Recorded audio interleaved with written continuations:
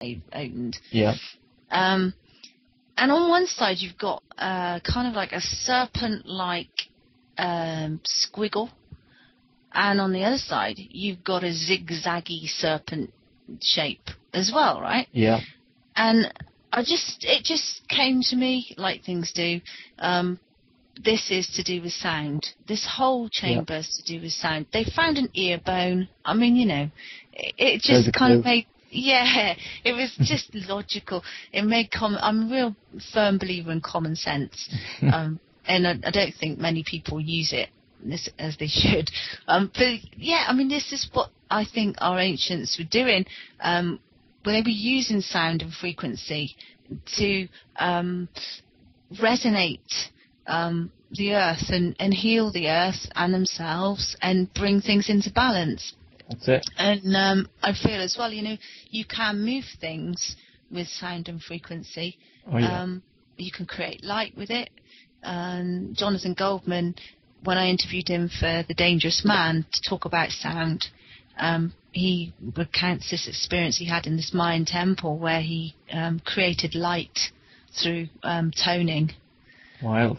Yeah, but he doesn't really like to talk much about the kind of phenomenon related aspects to it, because he feels that it distracts. It's like the magic tricks, you know, it kind of distracts from the proper use of it, you know, which is more to do with healing, really. That's what we're really talking about. You know, did they levitate the bluestones from the Preseli Mountains just half an hour? I really don't know. The writing side of things actually comes from... I've always liked writing anyway since I was a kid. In fact, I think that anything that you loved doing as a kid, that's what you should be doing. I think that's a telltale sign when you're a kid, and anything that you really enjoyed is really a path to look into. Yeah. When you're older, you know, because quite often you get sort of steered into other things, you know. But for me, it was writing, singing, oh God, anything, painting, dancing, you know, all those things I still love doing now.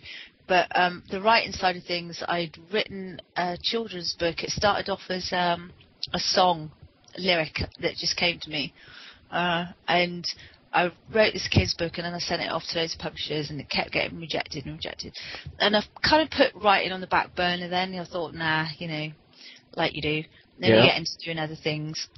And then when I'd had my little girl, I'd given birth to her, and I was at home a lot, and just kind of sat about wanting something to do. And I came across this ad for this thing called the Writers Bureau, which is like a course, an online, offline really, but sort of partially online course, where you can, they set you assignments to do, so it's a bit like kind of college, but you're at home, you know. And the first assignments is in the non-fiction sector, so you get to write things for magazines. So I started off actually writing articles for magazines, with the, you know, intention that one day I would get to the fiction part of the course, and then I'd be able to write my books. But I've never ever got to it, because I got to the non-fiction writing for magazines, and I got into writing the book, and then I got into writing my second book, and now I'm writing my third book as well now. So the first book, which is called Soul Companions, Conversations with Contemporary Wisdom Keepers, a collection of encounters with spirit. What can you tell people that that's about? It's the kind of yin to the yang of the Dangerous Man book.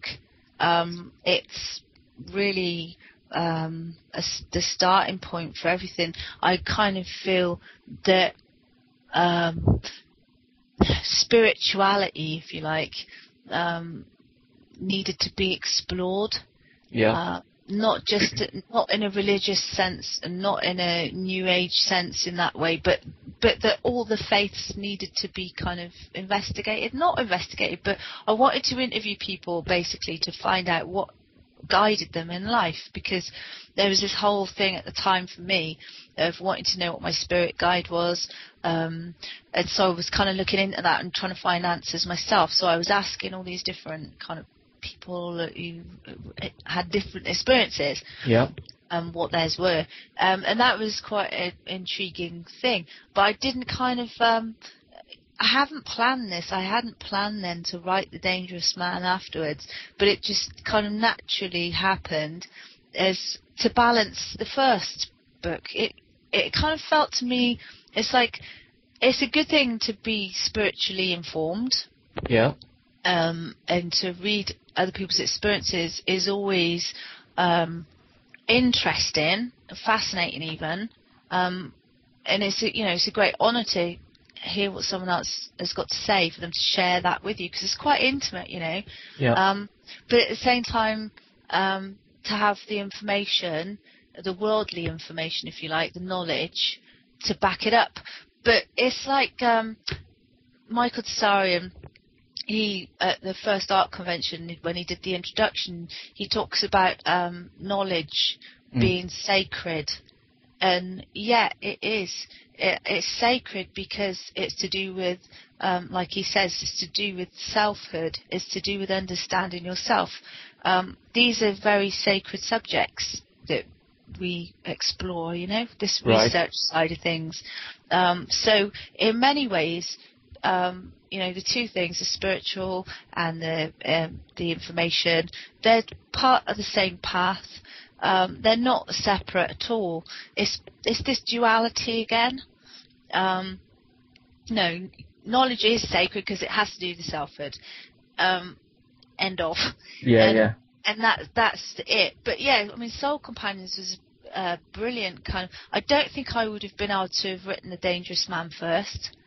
Yeah, that's what I was wondering, because obviously you wouldn't. Yeah. It's hard to tell. You wouldn't be able to immediately tell, I don't think, when you read about them both, which one came first. Yeah. I mean, for me, I suppose the more spiritual side of things is where I've come in on this whole, alternative research scene. I'm coming in from that angle, if you like, and that's what I came across first. But I never was comfortable with the more kind of the ungroundedness of much of it. And I kind of feel, for me, that a lot of this stuff that we're researching now, especially with the history and the science and stuff like that, this is all very grounding. Yeah. As well as being quite mind expanding as well, and it's a balance. It's finding that balance between the two. But then after these two books now, and I've started writing my third book, which is called Muse. Right.